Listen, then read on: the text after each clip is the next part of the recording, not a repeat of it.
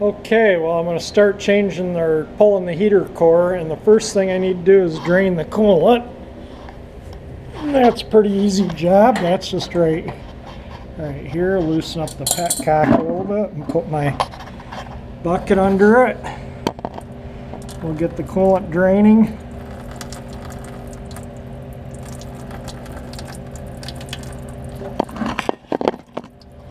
Keep an eye on it so I don't overflow my bucket. I got another bucket with a lid so I can put the antifreeze in it and reuse it without it getting dirty or contaminated. And I wash both buckets out. So the next thing I got to do is, after the coolant drains, is I'll go in the car. Well, I can pull these hoses, pull those nuts off, but I got to come in the car and take the glove box out and get the glove box out, and then this plenum, you can get at it and take the the ductwork off for the defroster and stuff, so this assembly can come out, and then I can take it apart and get the heater core out.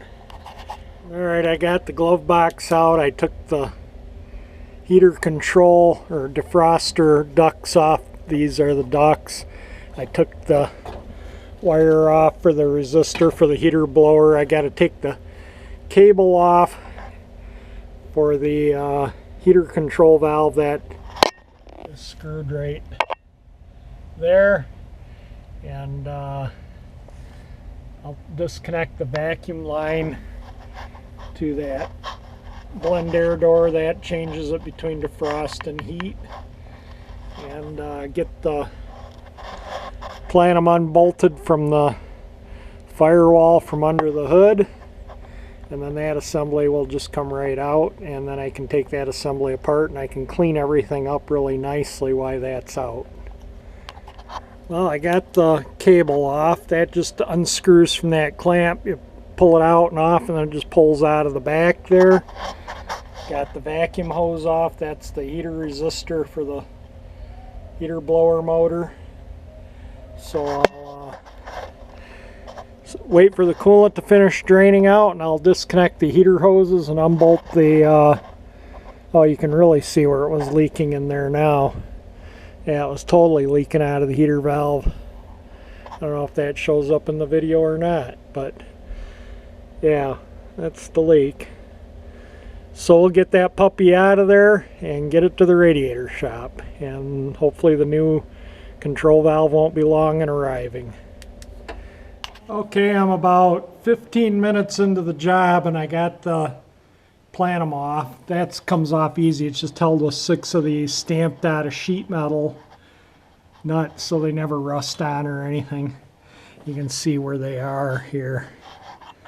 And then the rubber boot to from the heater blower motor, that's the power wire to the heater blower motor. I'll just put that up out of the way. So next I can go in the car and pull the plenum out. I have a new one of these gaskets, I think, somewhere around, so I may replace that too. But yeah, there's some dirt in there, and it looks like there's maybe a little leak in the heater core here.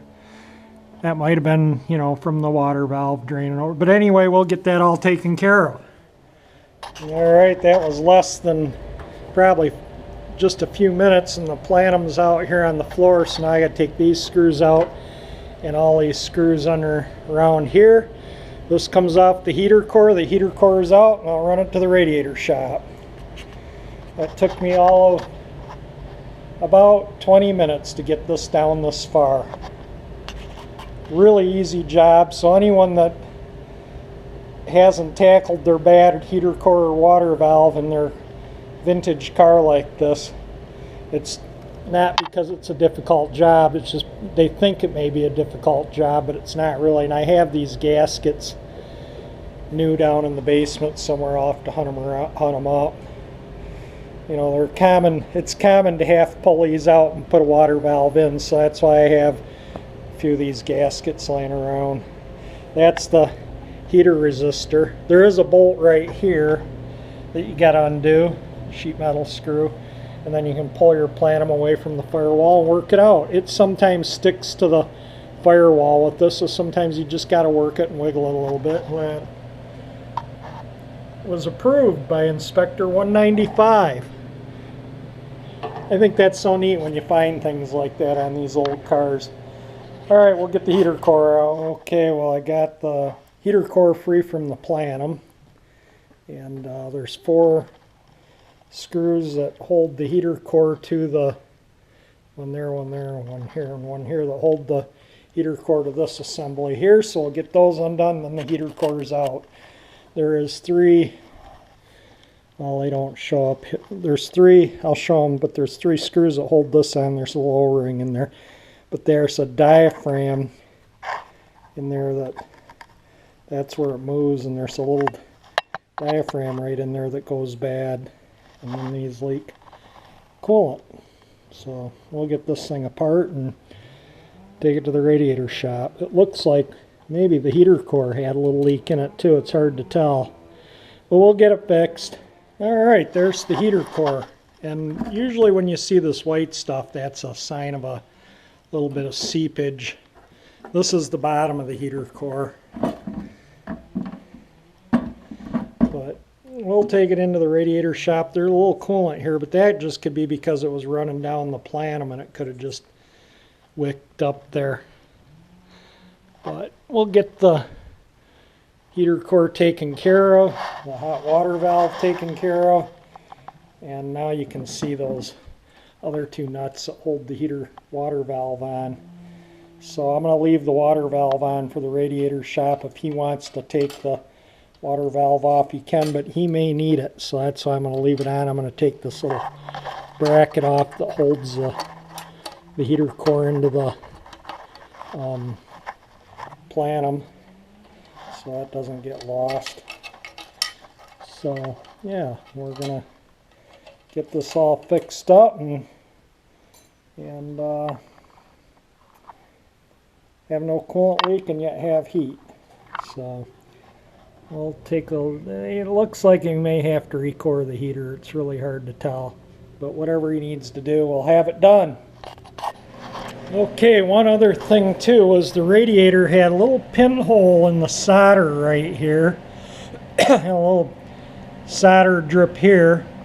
And I talked to the radiator guy about it right after I had the radiator in. It wasn't, but looks like there's another one right there from the trail. Anyway, he said he'd warranty it. He said pull the radiator out and bring it back to him and he'd take care of it. That was within the first week I had the radiator in the car. So I just pulled the radiator and I'm going to run it back to him for what I spent on the radiator. Yeah, it's going to be right. I don't care what. So I'm taking the radiator and the heater core, so I'll get him to repair the heater core and the radiator where there was a couple defects in the solder joints. Well, I don't know if this will show up or not, but he repaired the solder there, and I think right there where it was leaking, you could see a little trail of like white limey stuff down the tank, and it was just like a little drip here and there. It wasn't enough to where it got all over the floor or anything, but I could see the little trails and see a little green on there occasionally, so that's why I had pulled the radiator out and had him soldered up. So he threw it in the pressure tank and or pressurized the radiator, I should say, blocked all the things and put a thing in here with an air hose on it, put 35 pounds of pressure in it and submerged it in water and looked for bubbles, and there was no leak. So we're going to get this thing back together. It looks like my automatic transmission cooler line's making a mess on the floor, so we need to get this thing back in. Alright, got the radiator back in. You got to put the battery back in. You got to take this battery bracket off here to get the radiator out, and you got to take these 2 bolts out here to get that bracket off to get the, you know, as that's bolted in where the radiator is bolted in. So anyway, the heater core looks like it needs to be recored, so he's going to call me back in a little bit with the cost to recore the heater core.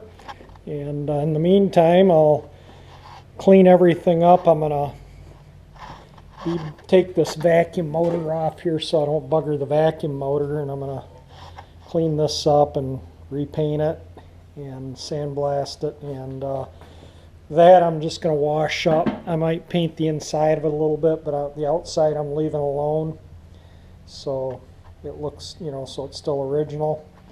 So anyway, yeah, it's coming along. He's a pretty decent guy there. He stands behind his work. He took care of the radiator for me, and good honest guy there. I like him. And so if you need a radiator in this area, Ferndale Radiator is a good place. Well, what I did here, I just washed out with some hot soap and water. I think I'm just going to leave it alone. That's just some very minor staining in the metal or rust. You can see the, I don't know if you can see the blend air door and the heater resistor down in there or not. That changes it from defrost to heat. That's the vacuum motor that does that. Pulls, you can see it pulls on that. That's the heater resistor. This thing cleaned up nice. Cleaned the top of it. Like I say, I washed it with hot soap and water.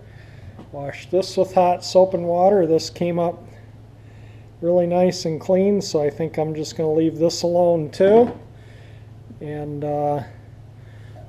looks really nice. I'm going to put it in the trunk so it doesn't get tripped on or damaged. And these are what hold the heater core to this. So I'll put all that in the trunk. That's the antifreeze that I drained out of the car. I'll put that back in. And the fasteners. So I'll put all that stuff in the trunk. And in the meantime, I took the vacuum motor off this. That's the fresh air inlet door. And I'll give this a bead blasting and repaint that. And I got the vacuum motor right here. Vacuum motor is perfectly good. It doesn't look that pretty, but it's actually good. And so we'll get to cleaning the interior out a little bit here where the plenum's all apart, because it's nice access up in there to clean, and get it all ready to put the heater core back in. I think it'll be probably next week before he has the heater core done. He has to order the core, and it'll take a few days for him to get it. It'll probably be Monday or Tuesday before I get the water valve anyway. And we'll do some other things. Maybe change the valve cover gaskets, finish that piece of trim right here. It's just held in with two nuts. So I might pop that off and buff it and put that on properly, and just get some other odds and ends little things done on the car. One little thing I wanted to add was these fasteners that hold the glove box in. They're kind of almost like a figure 8 screw head. They're a funny shaped screw head, so you got to make sure you have the correct type of driver for that particular screw head. I don't know if that shows up in the video or not, but they're pretty easy to get out if you have the right one. If you don't, then you got a horse with them. So I'd advise getting the right one, and save yourself a lot of aggravation. We'll get some other things done around here. I just wanted to point out that screw, so if somebody wants to do their own heater core, you do need a special tool for this little screw here.